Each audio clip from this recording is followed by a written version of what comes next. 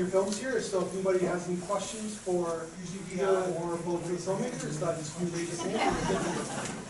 Yeah, go ahead. So for well, ATLS, what was the inspiration behind that? So the inspiration was Romeo and Juliet, to be honest. I love the soundtrack and I love the story, and I decided to it inspired me to create this. I can ask you guys the same question. What would you want to do? Yeah, I really wanted to make a short film. And this was like my first endeavor into like filmmaking. And I was like, okay, it has to be low budget. And I wanted to be queer, and I wanted to take place in the summer, and I want to find a way to put my grandma in it. The rest kind of like built around that. And it came from like a lot of contemplation of like 2020 and thinking about like old friendships and being stuck in the pandemic. It was fun, like a lot of fun elements. That's very great, thank you so much. Well, I think for whatever the script was, I really think any like success we got came from the chemistry with the actors. Yeah, and it was hard to find these two. I had to convince them. I'm going to feel really stupid, but for ATLS, I wasn't sure what happened with the knife, right? Because I couldn't really understand why you would kill your girl, or whether it was somebody else. So basically, because they took some sort of substance and they were on some sort of substance, she was thinking that she was killing a predator, someone who was coming to hurt her girlfriend. And because of that, and then she kind of came to, as she was doing it, realizing I made a mistake. But she was very in the world of, I need to protect my girlfriend. I need to talk more about this. I need to protect my girlfriend, and she was sort of under the influence of something. Okay, then I was under the influence. Yeah. It's okay.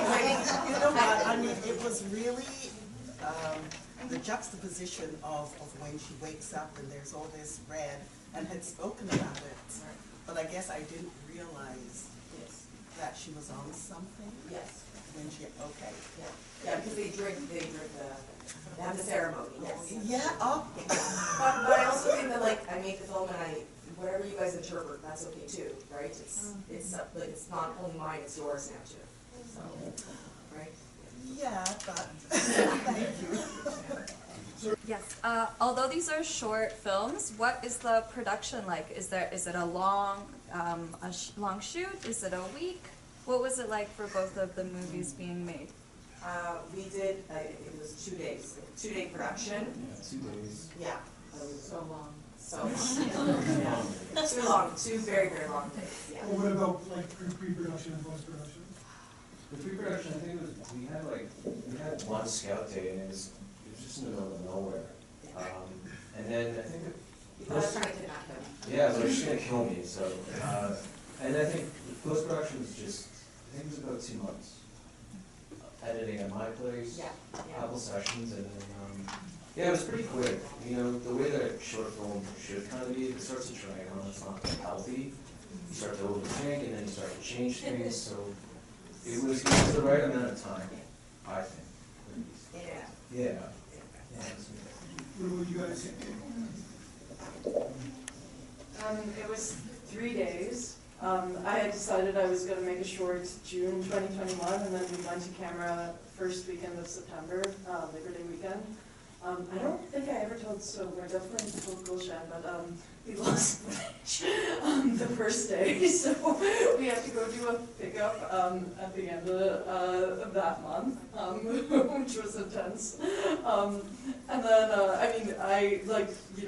think there was all sorts of fun, like on set, like the scene where the grandmother was yelling at RAHA for smoking was the same day as the air show.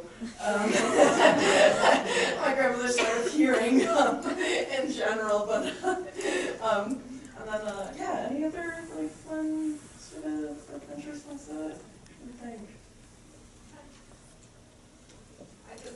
Anything I can say about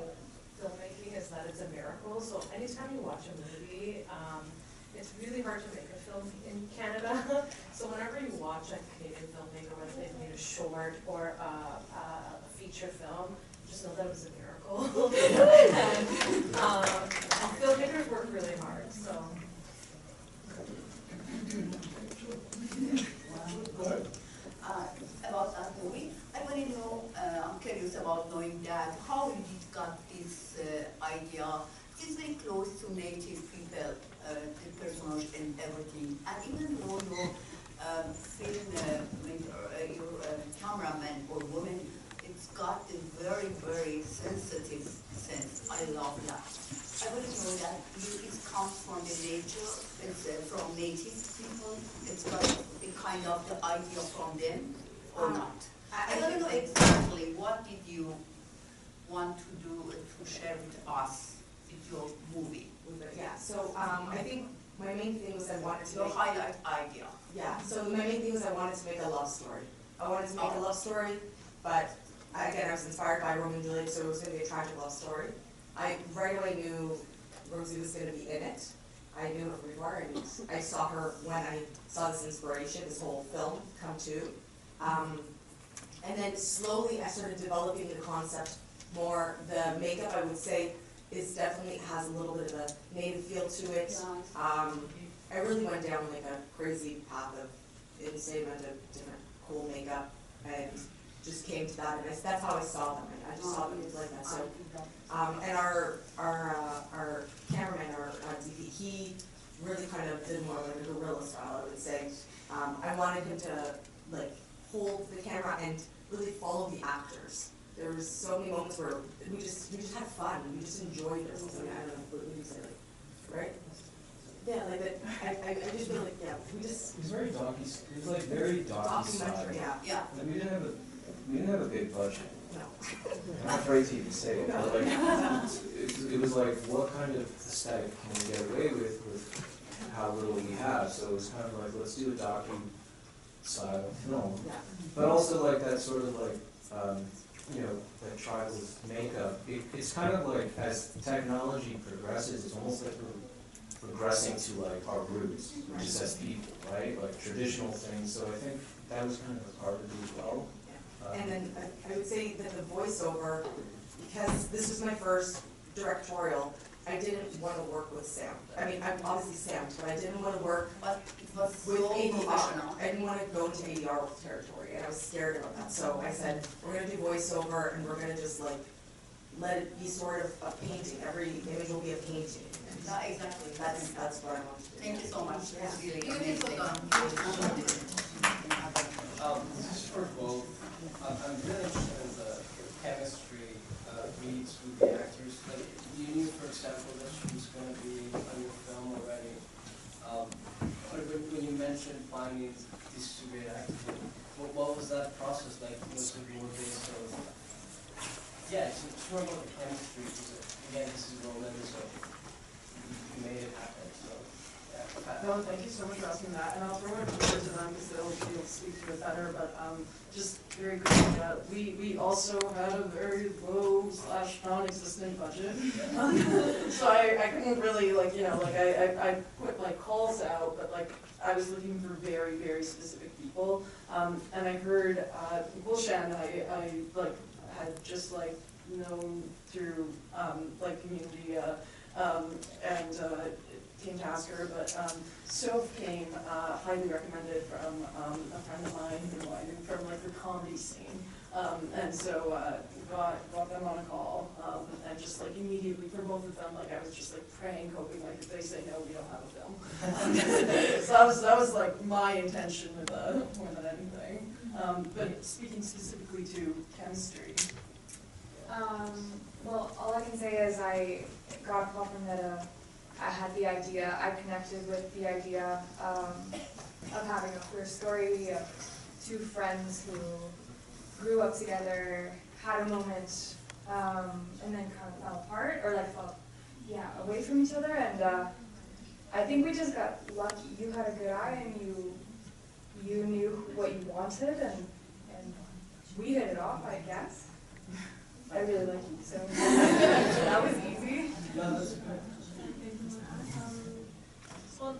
it's really hard for Nedda to cast like an Iranian actor who had tattoos, who's willing to do a queer scene or be in her film. So I was like, well, her only option. I'm not an actor. But yeah, Sofia and I met on the day of the filming, and we just kind of became friends and talked and like just pretended to create the world together. With like these two friends and how they would connect. And it worked out. I think we really got along well. I'm glad it showed. With that though, you were my only option, but I had been speaking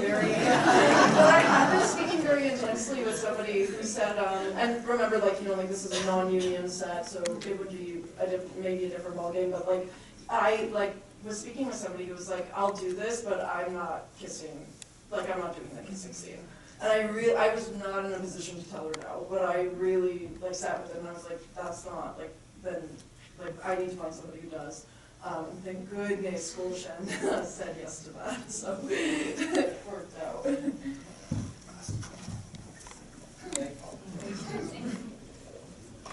So, yeah, they'll speak more about the connection and chemistry, but for me, the casting, it was, I knew Rosie before, we were on set before, I was not, so like, I was on set with her, and I knew she had incredible chops, and she could do anything, really.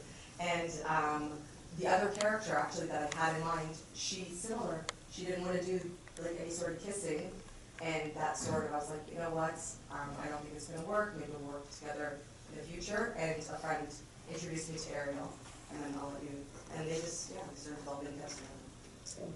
Yeah. Thanks for being here and alive and well. Yeah, in terms of the chemistry, I think that was really not just between me and Ariel, but it's the tone that Mishka set, and also, like, I had a lot of trust in Mishka, and just, we had some hangouts and meetings, and, I feel like she really was like, go into it, let's go! You haven't seen them in forever. So, and like, I wasn't afraid to kiss and get down, so she was like, I think that's my girl. But yeah, I think it's definitely the safety that Mishka made on set that I think allowed us to really go there. Any other questions? Yeah, go ahead. Yeah, I was curious on both a filmmaker standpoint as well as an acting standpoint of how you both films so eloquently was able to tell a story, but it was a moment though. It was a story, but it was a moment, and capturing it as a singular moment, pulling back into its history as well. Where do you draw the line of like what's too far to go and what's just enough to show the audience? It's a really good question. I've done a few Q&As, I've never actually gotten at that, that's a great question. To be really honest, I actually, now that I watch Rachel and RAHA and remember first film, let's just consider this, my film school, I'm like, oh shoot, I think I was almost, chewing off too much, it definitely, it started too early. We don't need the 1 minute montage of the grandma at the front, so refund it, love her, but there's quite a few things that I'm like, I think I could just landed in the middle, and that would have really blossomed out. And so when I think it's such a delicate question, and there's never a one right thing, but what I found in the films that I've made afterwards is that anytime you're like, oh, why is this here? It's probably a good idea to re-examine it, and if anything, pull it out. And literally, the smaller it is, the shorter it is, the more effective I think it really lands with the audience. And the more time you give yourself as an independent filmmaker to really grab the shots that have a lot of meaning. when I first showed the script to Golshan, she was like, "Do you need these bikes?" And I was like, "Yes, I do." And she was like, "Are you sure?" And I was like, "Yes." And half a day later, no, I didn't need those bikes. So, well, that's a great question. So I totally agree. I feel like if anyone's taking a writing course, you know, they say like, you know, you kind of birth the script and then like kill your darling, like just get rid of like a bunch of it. And I sort of am in that, like that's sort of how I also feel like we edited it. Like, I mean, I feel like we both kept on being like, we need to get rid of stuff and we just kept on chopping away, but made sure that the like main story was still there, or like the essence of what we wanted to say was still there. Maybe we could say more.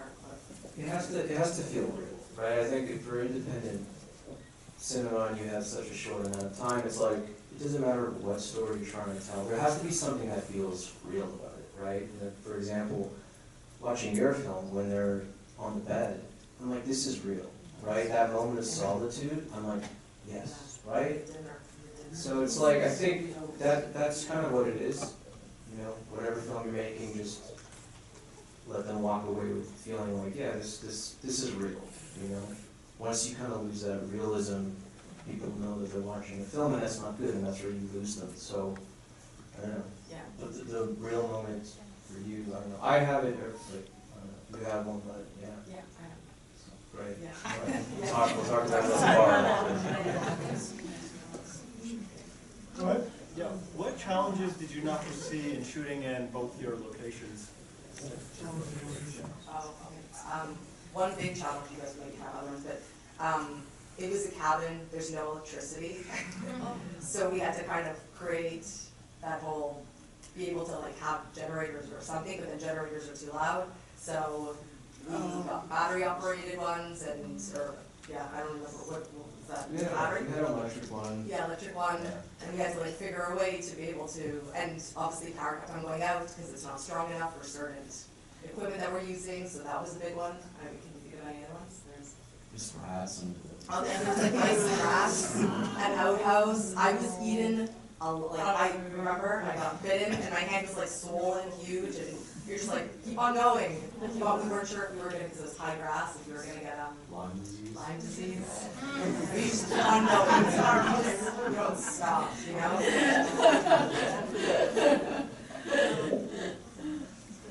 Thank God there were no rats. There was everything else. Yeah, I wanted to say, just to the question before, if there are any aspiring filmmakers in the audience, and you're going to be submitting your short films to festivals, I was a screener for many, many years, I will say the shorter the better, because film festival real estate is very limited. So if you can tell a concise story that's like really strong and really punchy, you're more likely to get into festivals. Well, just to say that. Yeah, and with that, in terms of location, like I really think you need outdoor scenes, because the sun is sort of like your worst enemy in filmmaking. Any other horror stories with their locations? There's so many. I like blacked out here. The air show and the bikes. The air show and the bikes, yes, that was an ideal. Oh gosh, the second day when we were doing the dinner scene, everybody else had to stay outside, and I think there was like a beehive like chilling in the back. Yeah. Don't film in summer. Is there a question? Yeah, go ahead. What's next for both of you? I mean, I have so many ideas for me. I have so many ideas, and I've written a bunch of things, and I want to still write many things, but I really want to do a feature. So hopefully, yes, yeah. Just getting cast. I'm going to retire soon, so... We're going to do another one. It doesn't stop.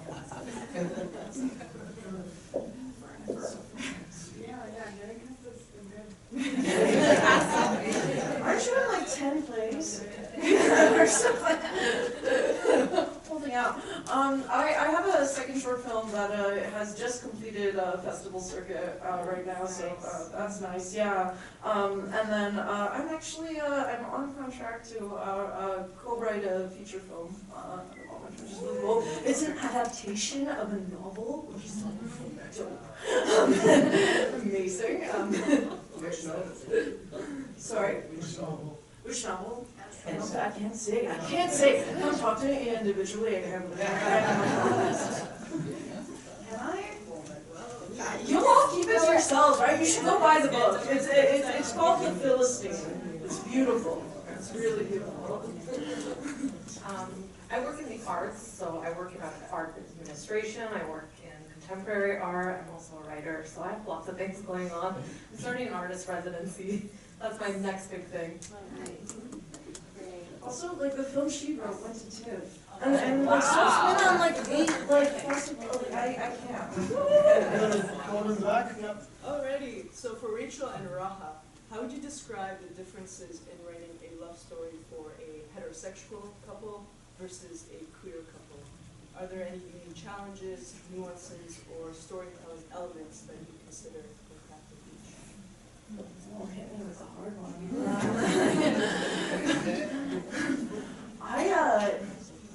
I mean, yeah, definitely. I think I in so many ways, like Rachel and Raha maybe didn't need to exist if it was a hetero couple. Like with all the stigma that the character of Raha specifically had to navigate.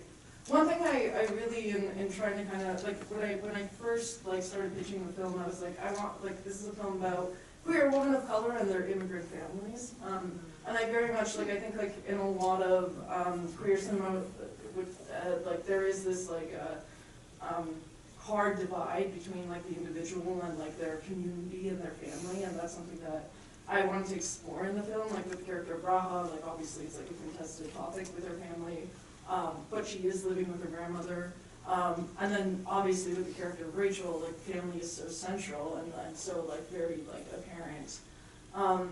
And then as we mentioned, when it came to like actually making the film, there were issues like, you know, like people weren't always necessarily okay. I'm very like proud of the fact that we were able to bring a like predominantly queer cast. To like not just these two, but in general into the film. Yeah, no, queer love forever. Thank you for the question.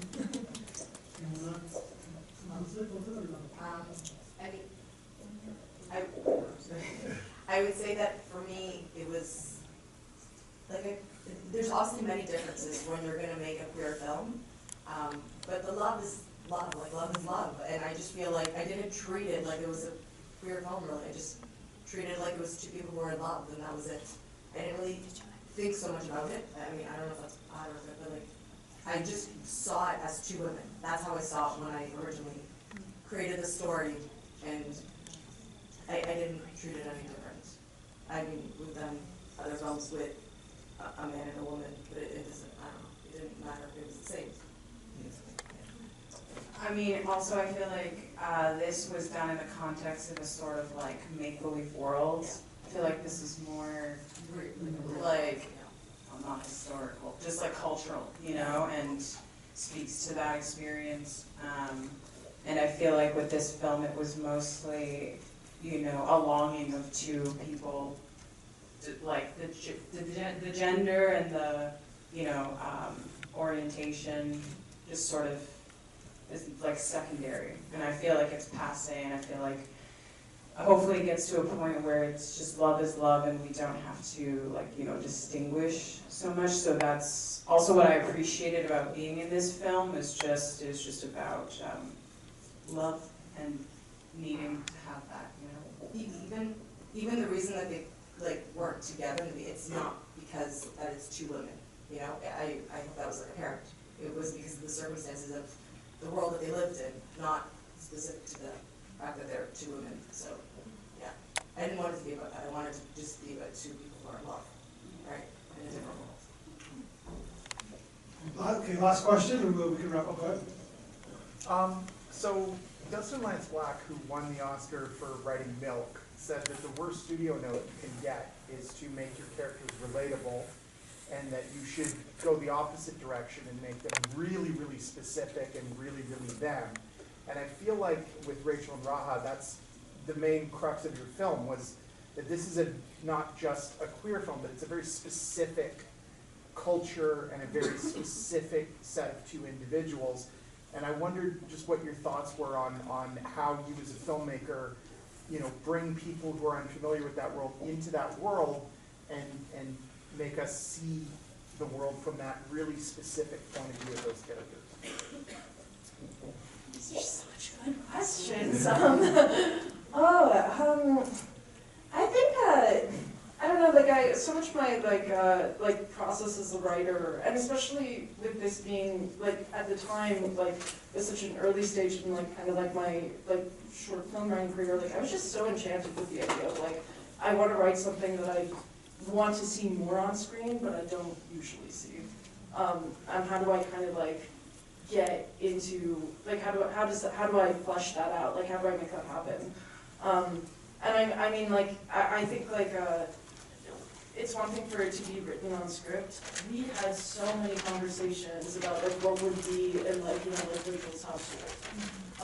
And like, you know, like the like Irani sort of like household was like something I was like more kind of like familiar with. But this, once we actually came down to like make like the film, I had to rely that very significantly on like, you know, like the people I was working with to like help me really be like, this is how you would say it, or this is how you would like sort of like, this is the artifacts that are there, this is the stuff that you have to kind of like go find. And I think that really like helped resonate. Oh, and your neck tattoo, please talk about your neck tattoo.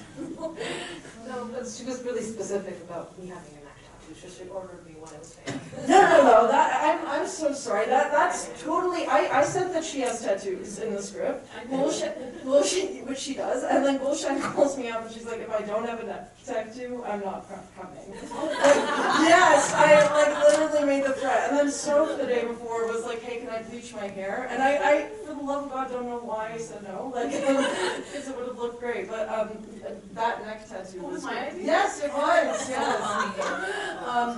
But I hope that answers your question. It's a very deep question. I feel like you know, like I could talk a million years about it, but I think like for me at least, it's very much like trying to